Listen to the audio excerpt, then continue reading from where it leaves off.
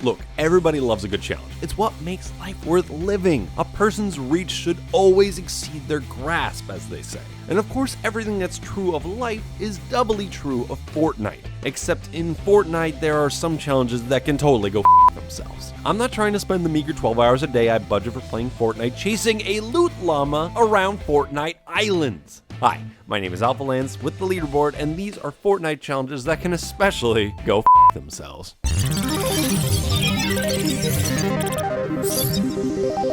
Scavenger hunts. Scavenger hunts were fun when we were like 5, and we were looking for Easter eggs with some jelly beans inside instead of grenades. The map was someone's tiny backyard, and the number of people shooting guns at you was 0, I hope. In Fortnite, the only Easter bunny to be found is the Rabbit Raider skin, and the idea behind the scavenger hunt is for you to search between Who Cares Grove, IDK where that mountain is, and what the hell? Seaport, in order to find some random item.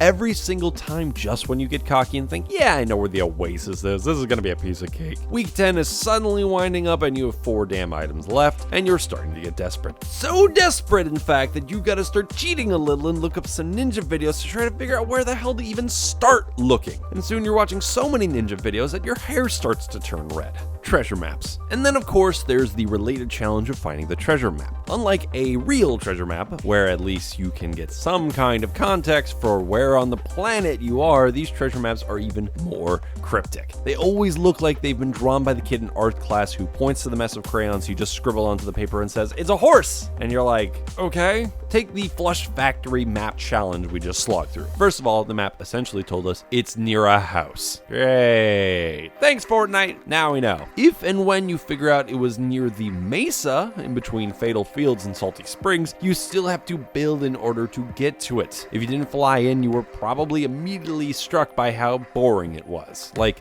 there's nothing there. There's no way you'd ever go to this part of the map except for a treasure hunt. Plus, while all this is happening and you've got out your magnifying glass to find out where you are, someone inevitably pops you. From up close or from afar, you'll never know, because you had your nose in the map the whole time like a nerd. And we're not nerds, we're gamers, because if you were a nerd, you'd be reading a book, not playing Fortnite. Bunch of goddamn chests. Fortnite gives you this challenge like it's so simple. Just find 7 chests, buddy. Just find 7 chests in some location where chests never spawn. Then you're wandering around Wailing Woods like Snow White, frantically bumping into trees, and before long you're questioning what mistakes in your life got you to this point. The odds are stacked way against you on this one, and there's no way you're gonna get to those random chests before someone else does. Odds are when you show up, somebody already looted it. I don't know what I'm supposed to do with an empty virtual chest, but I'm guessing it's gonna be way less tasty. Disco ball drop.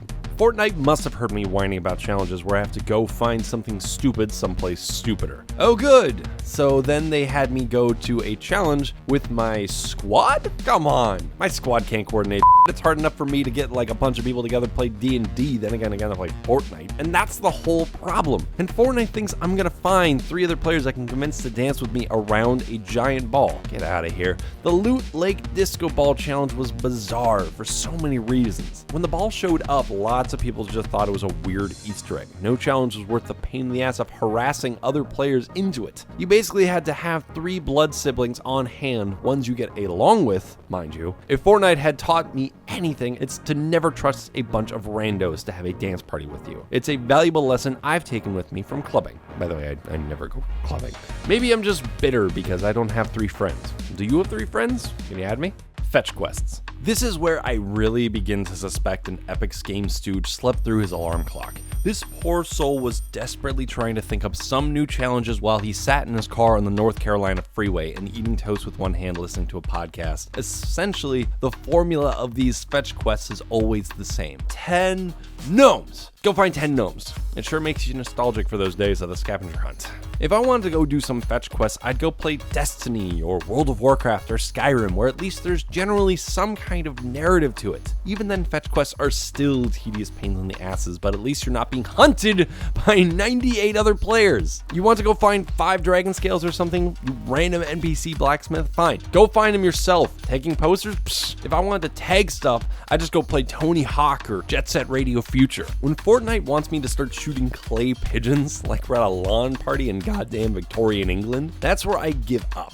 I'm not gonna give away my position just so I can shoot your stupid clay pigeon. That challenge can go find me 8 random go yourselves. Eliminating opponents in one area. Having to eliminate a bunch of opponents in one specific area is always dicey, especially since things can get pretty crowded pretty fast. Sometimes Fortnite really twists the knife and makes that specific place haunted hills. You do know that they're haunted for a reason, right? Because only ghosts go there. Ghosts we don't see or hear, not people. People don't go there. Nobody goes there. As soon as there's a huge influx of trigger-happy bastards heading to haunted hills, you know it's challenge time. It's so far away, there's so little loot, and yet because it's a challenge, you have to pack your bags, leave early, and make sure you get there first. Otherwise, no guns for you. For whatever reason, they keep pulling out a ton of bad locations for this kind of challenge. Flush Factory, Snobby Shores, and even Retail Row being the offenders. I have an idea. How about instead of eliminating opponents, how about we eliminate this challenge instead? Search for a loot llama. This challenge tasks you with finding everyone's favorite purple pinata-shaped, wide-eyed, dumb-looking cryptid. Still don't know what I mean? It's the rarest creature in all of Fortnite. Listen, I'm glad the loot llama exists. If I was to happen upon a random purple llama that had 10 of each ammo type, 200 wood, brick, and metal, and 3 types of shields or consumables, I'd say, wow, what a lucky break. I'm a lucky player. I think I can win this. And I'm no hater, but I have my limits. When I'm told I have to find an impossibly rare purple llama out in the world, it's forcing me to do something that is out of my control, and simply, I gotta say, I'm gonna give into the dark side and let the hate flow. Thankfully, players have narrowed down a few places to start looking. Reddit user Overwatch Hero 4 made a kind of thermal map with data about loot llamas. Thank you. Checking around Loot Lake is apparently a good idea, but who knows? What's next? Having to find some epic item or legendary item to complete a challenge? With any luck, the loot llama will spit in this challenge's eye. X amount of damage with Y weapon. Here's a little math for you. I know. Everyone loves math, right? X amount of damage with Y weapon equals Z fun. All right, now solve for Z. I'll give you a clue. Z equals 0. If this kind of challenge is bringing you back to math class, you're probably thinking this is as much of a headache as I do. And I guess these deal damage challenges are fine, but if you're supposed to do 500 damage with a sniper rifle, you're never gonna fire another sniper rifle again. It's always the one you need, you can never find. Other weapons like, say, an assault rifle, sure, no problem. You're probably already using that. Shotguns, sure, there's plenty of them and they're great weapons. Suppressed weapons, yeah, forget it, you're completely screwed. Explosive damage, forget it. You just kill me. Do X damage to opponents in a single match?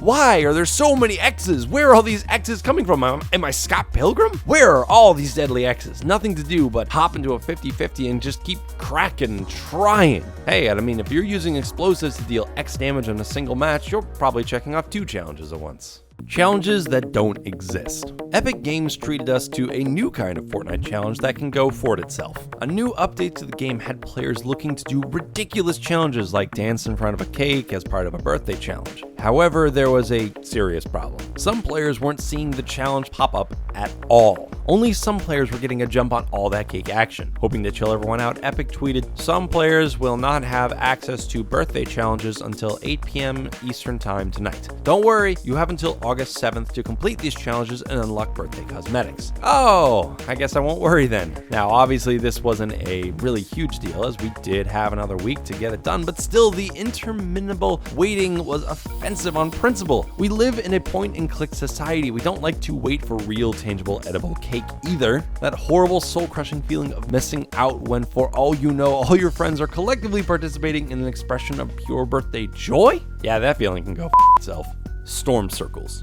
If it isn't already enough to be chased by the storm, I'm already constantly exposed and basically sure I'm going to be getting seen and shot in the head. Now Fortnite wants me to visit the center of 3 different storm circles and make my priority to wander rather than defend myself, and better yet, to do it in a single match. Not 3 different times, but in a single match. Better make a beeline through the storm if you plan on getting even halfway through this challenge before getting wasted. And that's only assuming if someone doesn't pick you off first, as the circle circle gets smaller and smaller and more crowded. Sure, the bigger circles is where you have the most space to run around and therefore easier, but then you have to get to the center and try to find where that is on a massive map. And then when the circle gets smaller, sure, then you can more easily find the center, but now you have more people around you who are better armed. And you don't have time to go and look for chests because you're trying to find the center of it by looking at your map. Sure enough, the storm circle keeps shrinking and shrinking, and you're not even sure if you're at the dead center, and then you die and you find out, nope, you weren't even there once, let alone 3 times. Thankfully, this challenge is no longer available. Thank you, Epic. And luckily, I'm no longer going to be staying up at night gritting my teeth about it anymore. Hopefully, some of these challenges will take the hint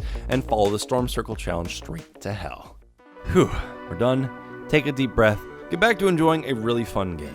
Once again, I'm your host, Lance with the Leaderboard, and there's lots of things we love about Fortnite, but hopefully these challenges can get fixed or go themselves. Thanks again for watching, and be sure to subscribe to the Leaderboard, your home for video game facts.